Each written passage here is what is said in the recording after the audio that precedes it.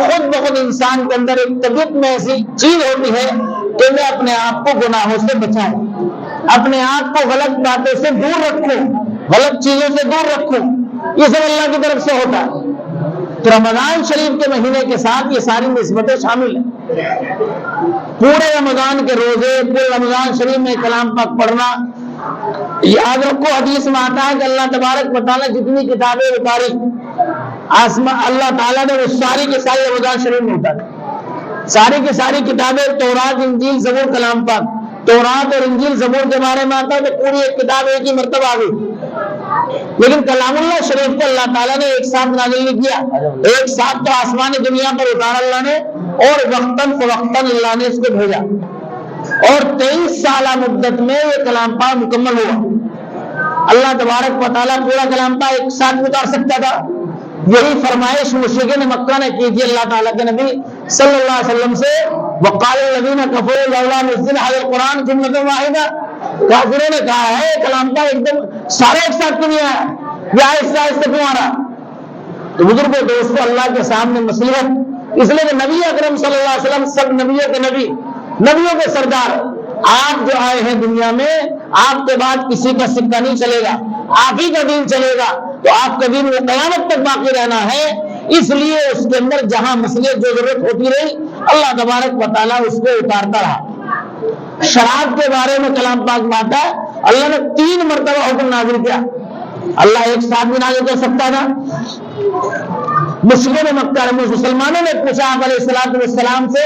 کہ شراب اور جوا کے بارے میں، لوگ پوچھتے ہیں آپ سے کہ شراب اور جوا کیا چیز ہے، تو اللہ کی طرف سے جواب آیا شراب اور جوا اس میں نقصان بھی ہے فائدہ بھی ہے، لیکن نقصان زیادہ ہے، تو بہت سے لوگوں نے چھوڑ دیا کہ جس چیز کے اندر نقصان ہے فائدہ کا نہ چھوڑ دو، کیونکہ کچھ لوگ پینے لگے۔ اب بعض آدمی شراب پی کے نماز پڑھ رہا تھا، اب نماز کے اندر اللہ کا اگلا حکم آیا یا ایھا الذین آمنوا لا تقربوا الصلاۃ وانتم سکارا، اے ایمانو نماز میں بے ہوشی کی حالت میں مت جاؤ۔ تو لہٰذا اب کچھ لوگوں نے چھوڑ دیا، جو چیز نماز پڑھی ہے تو ویسے بری، کیا حکم ہوگی؟ تیسرا حکم، ایک مرتبہ شراب پی کر انصار و مہاجرین تھوڑا نشہ سے آیا اور اشعار پڑھے، ان اشعار میں ایک نے دوسرے کی برائی کر دی، اس برائی کرنے پر ایک انصاری نے ایک ہڈی اٹھائی، ایک کے سر میں مارے، سر پھوٹ گیا۔ مقدمہ نبی اکرم صلی اللہ علیہ وسلم کی عدالت میں آ گیا، تو اللہ کے نبی صلی اللہ علیہ وسلم نے دعا کی اللہ تعالیٰ شراب کے بارے میں واضح حکم نازل فرما دیجیے۔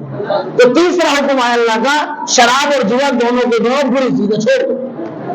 روایت میں آتا ہے یہ حکم آتے ہی نبی اکرم صلی اللہ علیہ وسلم نے یہ حکم سنایا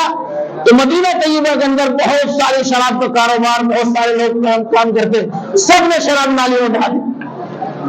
8 دن تک مدینہ طیبہ کی نالیوں میں شراب کی بو آتی تھی۔ آپ علیہ الصلوۃ والسلام، لیکن اصل ہے حکم کا ماننا، بے حکم میں کریں، ایک حکم آپ کریں، کوئی مانے نہ مانے، لیکن نبی اکرم صلی اللہ علیہ وسلم نے ایسی تربیت صحابہ کی کر دی تھی کہ حکم آتے سب نے چھوڑ دیا۔ کسی نے یہ نہیں کہا میرے اتنی ساری شراب اور کاروبار کیا ہوگا، میرا اتنا مال دولت ہے پھنس گیا تو کیا ہوگا۔ بزرگوں دوستوں، ان کے سامنے نبی اکرم صلی اللہ علیہ وسلم کا حکم، میں باہر سے جو حضرات آ رہے ہیں بتا رہے ہیں، میں جسے کچھ دینا تو باہر وہ نام لکھ رہے ہیں، اپنا نام لکھوا دی، جس کو جو تعاون کرنا ہے یہ سب کا حصہ ہے اور سب کے حصے لینے کا ہے۔ وہ ایسا تو نہ ہو ایک بادشاہ نے اعلان کیا تھا بھائی ایک حوض ہے، حوض، اس میں سب کو ایک گلاس دودھ ڈالنا،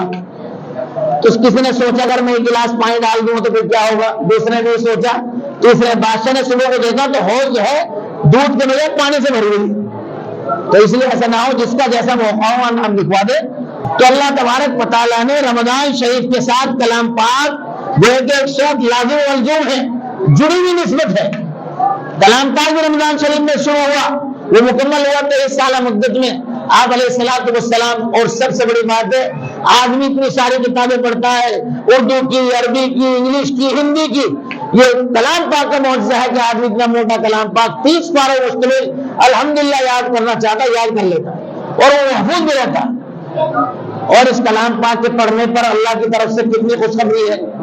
آدمی کلام پاک پڑھتا ہے، کلام پاک پڑھتا ہے، اس کی تلاوت کرتا ہے، خالی تلاوت پہ نہیں جو سنتا ہے اس پر بھی ہے۔ ایک آدمی پڑھنا نہیں جانتا، یوں کہے گا مجھے کلام پاک سناؤ، میں سنوں گا، یہ اللہ کلام ہے، تو سننے پر بھی نیکی ہے، کلام پاک کے پڑھنے پر بھی نیکی ہے، سننے پر بھی نیکی ہے۔